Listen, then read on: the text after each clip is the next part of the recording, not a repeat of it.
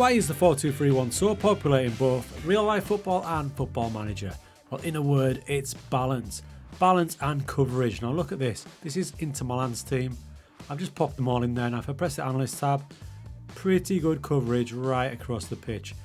In fact, even more so if you move these two defensive midfielders into the central midfield zone, the whole pitch is pretty well covered. Your defensive zone is covered by your two centre backs and wing backs, with a little bit of help from the two central midfielders. Speaking of the central midfield areas, you've got a trifecta there, a little triangle of your three central midfielders that cover that area. The wide areas are well covered by both the full-backs or wing-backs and the wide men, so they're covered as well. And the striking options covered by your striker with the backup of the central attacking midfielder and the two attacking wingers. When building your 4-2-3-1, you really need to think about how you want to approach the game. Do you want to play wide and have the guys higher up the pitch supplying the width? If so, you want to make those guys into wingers or inverted wingers, so they're going to keep out wide and dominate these areas of the pitch. So if you do that, you're going to be well covered out wide with wing-backs and wingers, but you're going to be a little bit lacking in central areas, so your support's going to have to come from an aggressive attacking midfielder, number 10, and probably additional backup for one of your central midfielders, so you could potentially have one of them as a central midfielder on attack.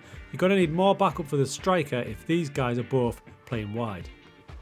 However, the most popular version of the 4-2-3-1 is using the two wider players as additional striking options, probably inside forwards or really aggressive inverted wingers.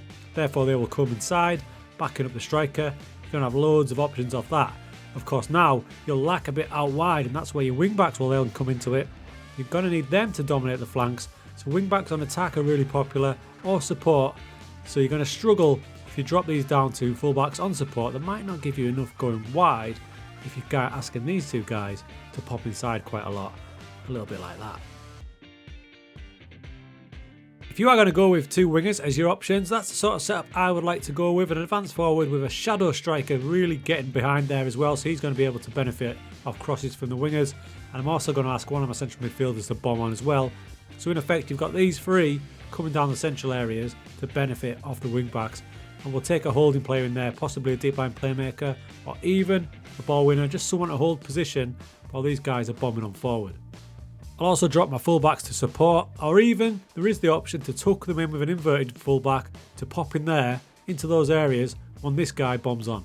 If I'm going for a more narrow attacking approach at the top, so inside forwards backing up the striker, I will drop the shadow striker back to more of an attacking midfielder, so he can drop in, look to play the balls through.